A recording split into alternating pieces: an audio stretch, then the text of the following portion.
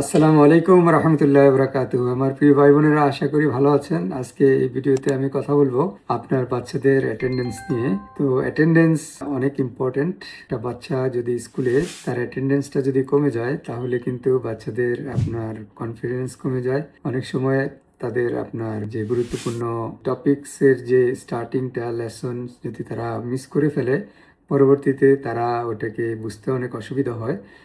মনে করেন যে এটা একটা, বলতে পারেন যে একটা ওয়ালের মতো। একটা ওয়ালের যদি একটা ইট ব্রিক মিসিং হয়ে যায়, তাহলে কিন্তু ওয়ালটা দুর্বল হয়ে যায়।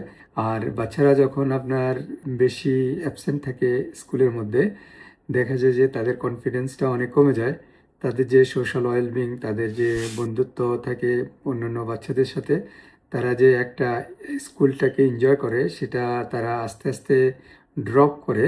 তারা নিজেকে আইসোলেটেড ফিল করে, যে একাকিত্ব ফিল করে। তারা অনেক সময় আপনার এর থেকে ডিপ্রেশনে চলে যেতে পারে। অনেক সময় যে তারা যখন ক্লাস মিস করে, তখন পরবর্তীতে তারা আবার ক্লাস মিস করতে চায়, যেহেতু তার লেসনটা তার জন্য ডিফিকাল্ট হয়ে যায়। এই জন্য আপনার বাচ্চাকে সর্বোচ্চ চেষ্টা করতে হবে যে আপনার স্কুলে পাঠানোর জন্য। স্কুলে বর্তমানে আপনার স্কুল অনেক স্ট্রিক্ট, যেহেতু গভর্নমেন্ট আপনার এই যে অ্যাবসেন্ট নিয়ে অনেক স্ট্রিক্ট। তো আপনার একটা বাচ্চা যদি 97% থেকে 100% অ্যাটেন্ডেন্স থাকে, তাহলে সেটাকে বলা হয় ভেরি গুড। আর যদি বাচ্চার অ্যাটেন্ডেন্সটা যদি কমে যায়, দেখা যায় যে বিলো 95%-এর নিচে চলে আসে, তখন আস্তে আস্তে স্কুল এটাকে আপনার অনেক সময় কনসার্ন মনে করে। সেজন্য আপনার দেখা যায় যে অনেক সময় তারা প্যারেন্টসদেরকে বিভিন্ন ওয়ার্নিং লেটার দিয়ে থাকে। তারপরে আপনার অনেক ক্ষেত্রে দেখা যায় যে আপনার প্যারেন্টসকে ফাইনও করে থাকে। তারপরে আপনার অনেক সময় তারা একটু ঝামেলা করতে পারে। আপনার দেখা যায় যে সোশ্যাল কেয়ার কেও তারা সেক্ষেত্রে ইনভলভ করতে পারে। তো চেষ্টা করবেন সর্বোচ্চ যে আপনার বাচ্চারা যেন রেগুলারলি স্কুলে যায়। স্পেশালি আপনার অনেক সময় দেখা যায় যে কিছু প্যারেন্টস আছে যে তারা বাচ্চাদেরকে স্কুলের টার্ম টাইমে দেখা যায় যে দেশের বাড়িতে নিয়ে যায়। তো এটা কিন্তু ঠিক না। দেখা যায় যে এটা আপনার অনেক সময় তারা এরকম এক্সকিউজ দেয় যে স্কুলে, যে আমি তো আপনার দেখা যায় যে হলিডের সময় যে প্লেনের যে ফেয়ার সেটা অ্যাফোর্ড করতে পারি না, এই জন্য আমি আগে চলে গিয়েছি। তো এটা কোনো ভ্যালিড এক্সকিউজ না। এটা আপনার স্কুল এটাকে ওইভাবে করবে না।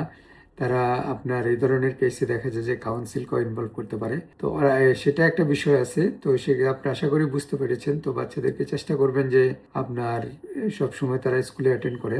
আবার এর সাথে সাথে আরেকটা হলো, বাচ্চারা স্কুলে অ্যাটেন্ড করছে কিন্তু অনেক সময় দেরিতে যাচ্ছে স্কুলে, সেটাও খুব হার্মফুল।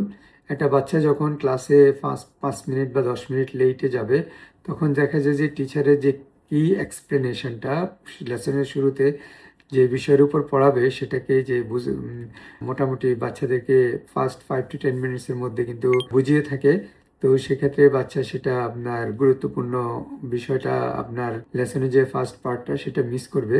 মিস করলে দেখা যায় যে তার জন্য লেসনটা কঠিন হয়ে যেতে পারে। তো এটার সাথে কিন্তু তার আপনার রেজাল্টও ডিপেন্ড করবে। একটা বাচ্চা যদি দেখা যায় যে 2 সপ্তাহ পর পর একবারও স্কুল মিস করে, দেখা যায় যে আপনার ইয়ার শেষে দেখা যায় তার 19 থেকে 20 দিন মিস হয়ে যাচ্ছে। তো এটা অনেক হিউজ ড্যামেজিং একটা ব্যাপার। এটা তার রেজাল্টের ক্ষেত্রেও আপনার এখানে এফেক্ট করবে। তার কনফিডেন্স কমে যাবে এবং সে দেখবে যে বন্ধু বান্ধব থেকে সে অনেক সময় অনেকটা আলাদা হয়ে যাবে। এটা তার ফিউচারের জন্য ভালো হবে না। তো আপনারা চেষ্টা করবেন যে আপনার বাচ্চারা যেন নিয়মিত স্কুলে যায় ইনশাল্লাহ। এই বলে আজকের মতো শেষ করলাম। জাযাকুমুল্লাহ খায়ের। আসসালামু আলাইকুম রহমতুল্লাহ বারাকাতুহু।